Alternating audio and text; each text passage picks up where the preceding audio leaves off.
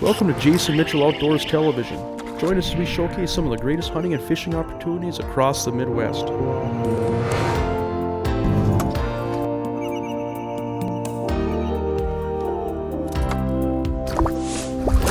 There, we got him. Whoa!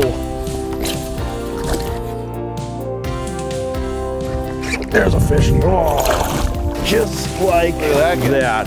Thanks so much. That's a beauty. Got it. Today's show is brought to you by these fine sponsors: Yarcraft Boats, Evinrude BRP, Jason Mitchell Elite Series Rods, North Dakota Tourism Legendary, Cooper Chevrolet, Clam Ice Fishing, Northland Fishing Tackle, US Reel, Trigger X, Salmo Fishing Lures, and Bionic Line.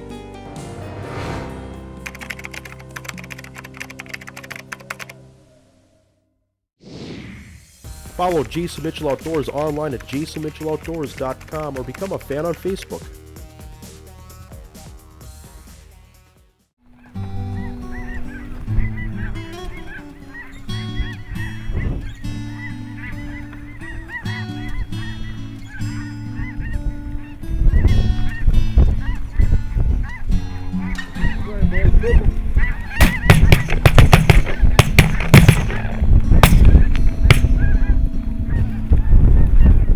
Welcome to this episode of Jason Mitchell Outdoors. I tell you, one of the most exciting and challenging things if you're a waterfowl hunter is hunting snow geese over decoys and actually have them decoy and finish. And I tell you what, you have to be out here on the right day. Today we've got probably about a 20-mile-an-hour wind, which doesn't hurt. And you have to have new birds or birds that want to decoy or cooperate. And a lot of juvenile birds makes a big difference. And lastly, you want to be set up where the birds want to go.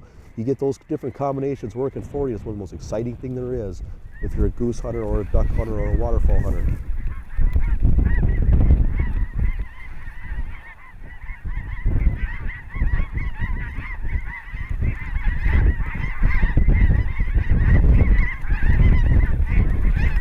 Take them, guys, take them.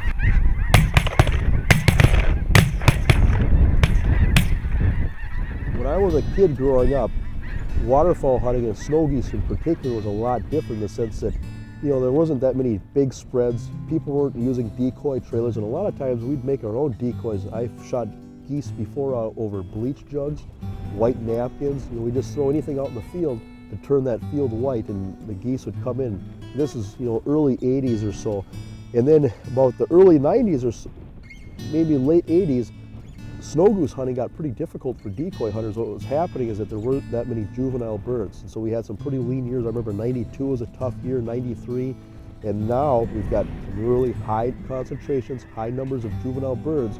Whenever you have new birds, juvenile birds, those make you look good if you're a decoy hunter. So with that being said, the game is still the same. You're still trying to find big concentrations of birds. You're trying to hit them on the right day, in the right place, at the right time. But the decoys today, the spreads today have gotten so much more realistic, and we're going to touch on some of those things today. Take them, guys, take them.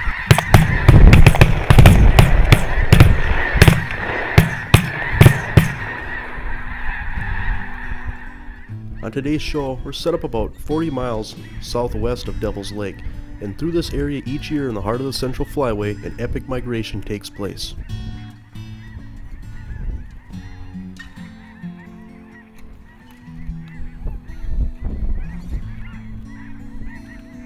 There's a few more out there.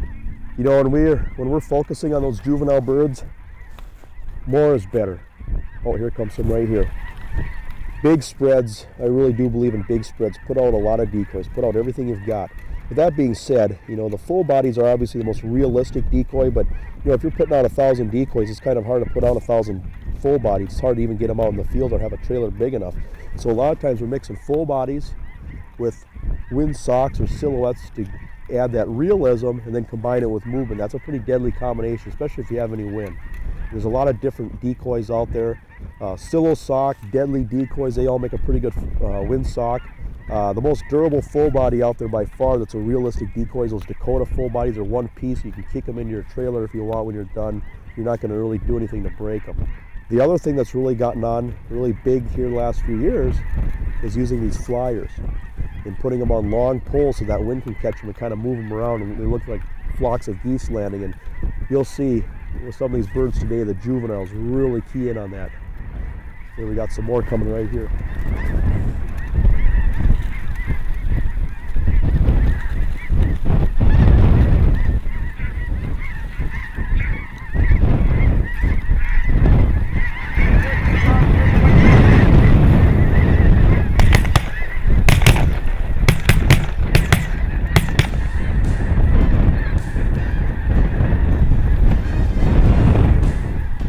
The other thing that makes the spreads different in today's world too is when you look at like a Dakota decoy, they do have the bungee on them, so it's completely a real looking decoy.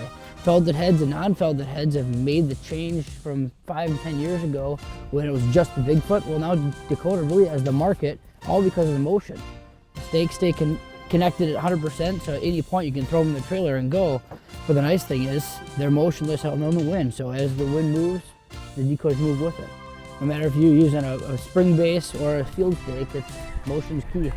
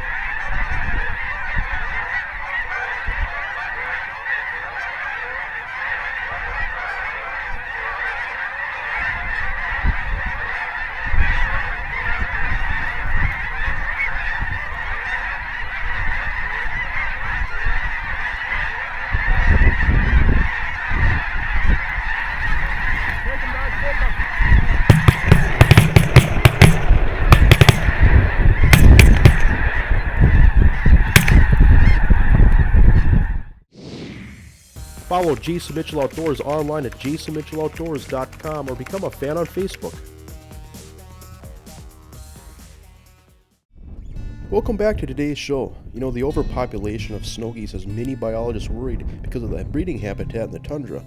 Today, limits are very liberal and biologists are using hunters as an aggressive management tool. I think, you know, you're seeing a big change in the patterns of how guys hunt snow geese as well. You know, historically we've had that time, like you mentioned, where it's a spring season, you know, that kind of drove for a long time, but as water's changing, it's affecting how the geese flow and migrate down in the fall as well. And, you know, a lot of guys and friends and families are hunting together as groups, and so they've already got those resources pooled, and you have the ability to do it in the fall just like you would normally do it in the spring. It's, you know, you hit that time when it's November, it's not just deer hunting season anymore. You know, there's a lot of window of opportunity there. So snow geese are becoming, I think, more of a year-round, two-season episode for guys as well. I think another thing that's really changing in the snow goose area is guys, as they pool their resources, and, you know, whether it's social media or friends and family communicating better these days, creating opportunities where guys can, you know, really get together a big spread and put together an operation where they're incorporating a lot of the new technology you mentioned, like the flyers and full bodies and different dimensions of it that all really come together once, you know, everybody's kind of got the core group and can work together or share and bring friends and family in and out of those groups. It's something that has really grown through the seasons and allows it to occur all fall as well. Well, look at all of them out front of us here, guys.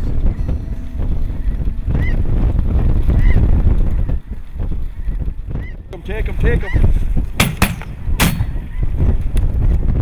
Well, Jason, you know, you got an excellent point we were talking about earlier, is the snow geese do provide a nice comfort for pretty much everything. You know, you'll have mallards with them, you'll have the younger juveniles with them, you have Canadians with them as well, and the nice thing is they all go together. Snow geese, when they allow that comfort, you'll have mallards that land right in the dead center of them. You'll have Canadians in the back of the flock, in the front of the flock, and they all migrate together, which is a beautiful thing. So no matter if you're just focused on snow geese or on a combination of ducks and geese, you can pretty much do it all with a nice big spread in the right field.